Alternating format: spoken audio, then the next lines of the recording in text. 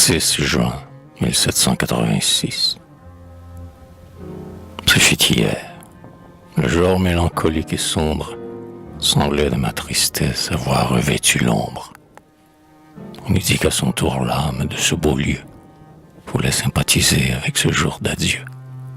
Tant le ciel était gris, tant les vents sans haleine laissaient pencher la feuille et l'épi sur la plaine, tant le ruisseau dormait en retenant sa voix, tant les oiseaux cachés se taisaient dans les bois, tout se taisait aussi dans la maison fermée.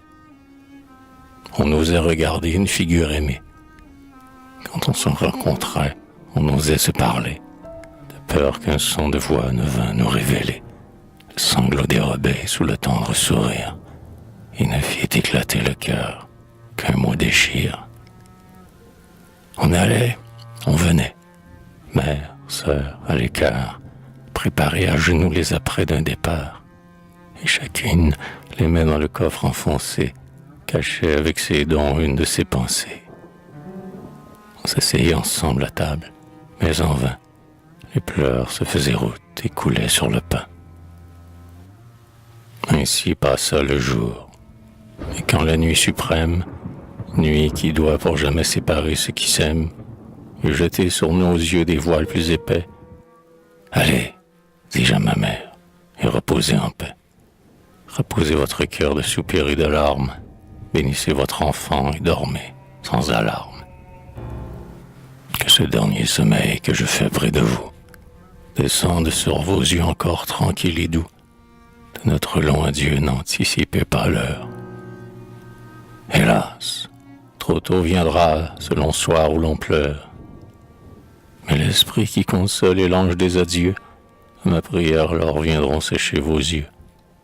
Vous me verrez entrer plus léger dans ma voix, car ce qu'on donne à Dieu doit s'offrir dans la joie.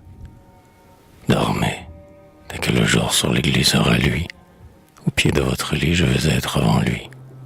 Et si nos yeux alors ont quelques larmes amères, que Dieu nous la pardonne. Homme, on n'a qu'une mère. Son baiser lentement sur mon front descendit, et je n'entendis pas ce qu'elle répondit, car le cœur plein des pleurs que cachait mon visage, et ne les pouvant pas retenir davantage, j'étais déjà sorti de son appartement, et je cherchais l'ennemi pour pleurer librement. Les brises de montagne, avec le soir venu, avaient blanchi le ciel et balayé les nues. C'était une des nuits dont la sérénité parle à l'âme de paix, d'amour, d'éternité, où la lune arrondie dans l'azur assise, répandant sur les bois sa lueur indécise, semble, en dessinant mieux chaque pâle contour, un souvenir muet de la vie et du jour. Je m'enfonçais pleurant sous les sombres allées, les traces d'un mer encore toute peuplée. Je parcourais du pas tout le champêtre enclos, où, comme autant de fleurs, mes jours étaient éclos. J'écoutais chanter l'eau dans le bassin de marbre, je touchais chaque mur, je parlais à chaque arbre, j'allais d'un tronc à l'autre et je les embrassais. Je leur prêtais le sens des pleurs que je versais, et je croyais sentir, dans notre âme de force, un cœur ami du mien palpiter sous l'écorce. Sur chaque banc de pierre où je m'étais assis, où j'avais vu ma mère assise avec son fils, je m'asseyais un peu. Je tournais mon visage vers la place où mes yeux retrouvaient son image.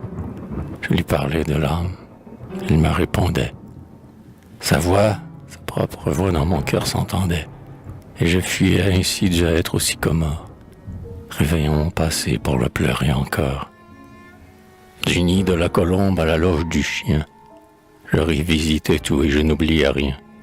Je disais à tout un adieu sympathique, et de tout emportant quelque chère relique, je remplissais mon sein de feuillage roulé, du sable de la cour par ma mère foulée, de la mousse enlevée au mur vert des tourelles, et du duvet tombé du toit des tourterelles.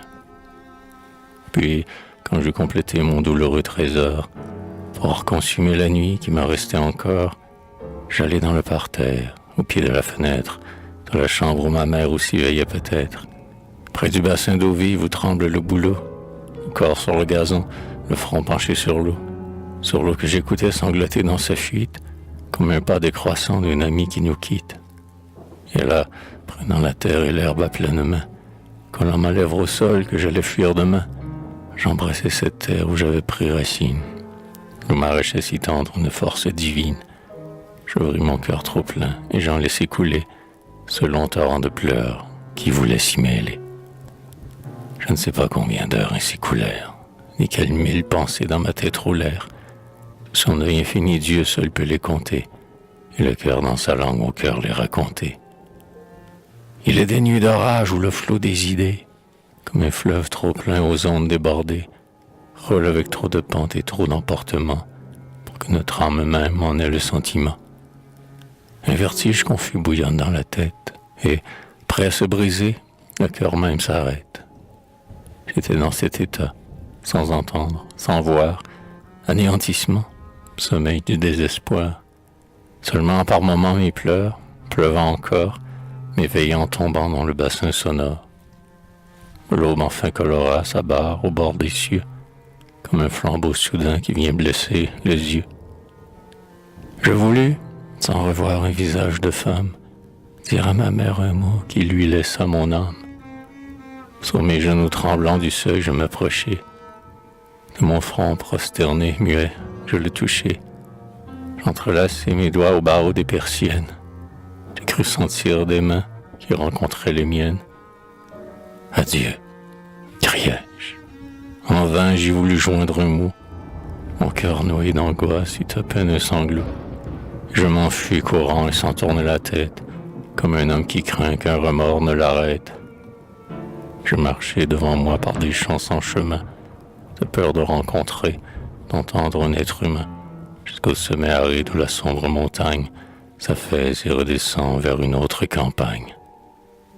Sur une roche grise, une croix de granit, que la mousse tapisse, où l'aigle fait son nid, s'élève pour bénir à la fois les deux fêtes, comme un homme étendant ses deux bras sur deux têtes. Là, je me retournai pour la première fois, et m'assis sur la pierre au pied de cette croix. Je vis se dérouler sous moi le paysage, un jardin verdoyé sous les murs du village, la colombe blanchir les toits, et la maison retirer lentement son ombre du gazon. Je vis blanchir dans l'air sa première fumée, une main entr'ouvrir la fenêtre fermée. Un soupir emporta mon âme à ce doux lieu, et sur l'herbe, à genoux, je m'écriai: Mon Dieu, vous qui prenez le Fils, restez avec la mère, que l'heure du départ n'y soit pas même amère. Je ne quitte, ô mon Dieu, ces cœurs et ce séjour, qu'afin de leur laisser plus de paix et d'amour. Que l'amour et la paix y restent à ma place, et que le sacrifice attire au moins la grâce. Veillez, au lieu de moi, sur ces chers habitants, bénissez nuit et jour leur route et leur instant. Soyez vous-même, ô Dieu, vous, ô céleste Père, pour la mère le Fils, et pour la sœur le frère. Comblez-les de vos dons, menez-les par la main, par une longue vie et par un doux chemin, au terme où nous devons vous rendre grâce ensemble, et que dès ici-bas votre sein nous rassemble. Je dis, et, sous les bois de ces derniers sommets, l'horizon paternel s'abaissa pour jamais.